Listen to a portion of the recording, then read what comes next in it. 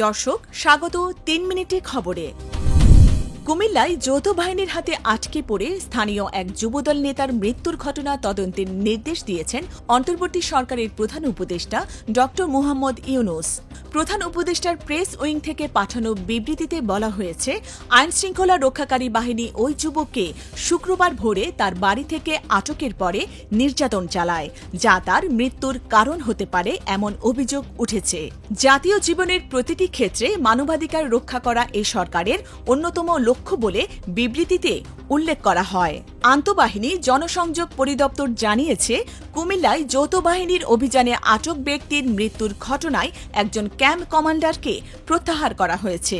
বিজ্ঞপ্তিতে আরও বলা হয়, মৃত্যুর সঠিক কারণ উদ্ঘাটনের জন্য একটি উচ্চপদস্থ তদন্ত কমিটি গঠন করা হয়েছে।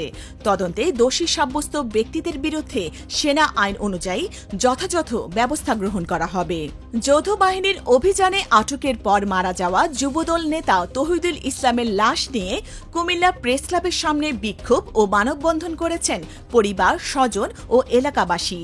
তারা ঘটনার তদন্ত ও দোষীদের বিচার দাবি করেন। এক বিবৃতিতে বিএনপি মহাসচিব মির্জা ফখরুল বলেন, অন্তর্বর্তী সরকারের সময়ে বিচার বহির্ভূত হত্যা আওয়ামী ফ্যাসিবাদ আমলকেই মনে করিয়ে দেয়। যুবদল নেতার মৃত্যুর ঘটনায় গভীর উদ্বেগ ও ক্ষোভ প্রকাশ করেছে বিভিন্ন রাজনৈতিক দল ও মানবাধিকার সংগঠন। তারা বলেছে, এ ধরনের ঘটনা মানবাধিকার ও আইনের শাসনের পরিপন্থী। গণমাধ্যমে পাঠানো পৃথক বিবৃতিতে আইন ও সালিশ কেন্দ্র, মানবাধিকার সংস্কৃতি ফাউন্ডেশন, বাংলাদেশ সমাজতান্ত্রিক দল ঘটনার সঙ্গে জড়িতদের বিচার দাবি করে। রাজধানীর সরকারি তিতুমীর কলেজকে স্বতন্ত্র বিশ্ববিদ্যালয় হিসেবে ঘোষণার দাবিতে আমরণ অনশনের পাশাপাশি মহাখালী গুলশান সড়কে ফের অবরোধ শুরু করেছেন শিক্ষার্থীরা।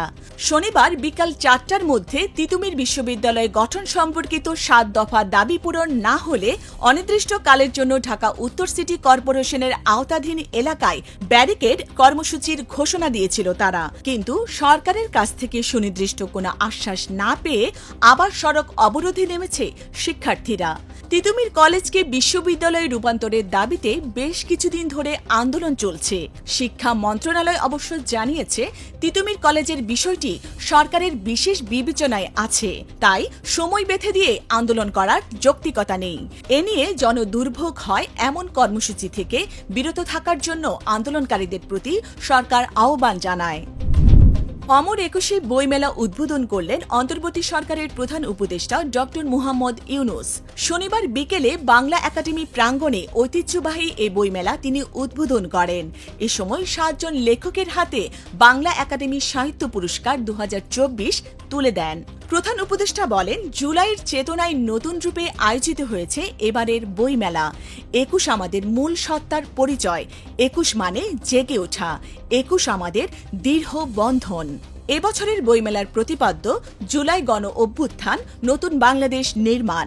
বাংলা একাডেমির সভাপতি অধ্যাপক আবুল কাশেম ফজলুল হকের সভাপতিত্বে উদ্বোধনী অনুষ্ঠানে বিশেষ অতিথির বক্তব্য রাখেন সংস্কৃতি বিষয়ক উপদেষ্টা মোস্তফা সরোয়ার ফারুকী। স্বাগত বক্তব্য রাখেন বাংলা একাডেমির মহাপরিচালক মোহাম্মদ আজম।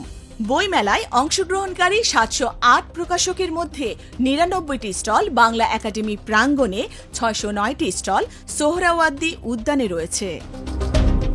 দর্শক, এতক্ষণ সাথে থাকার জন্য ধন্যবাদ।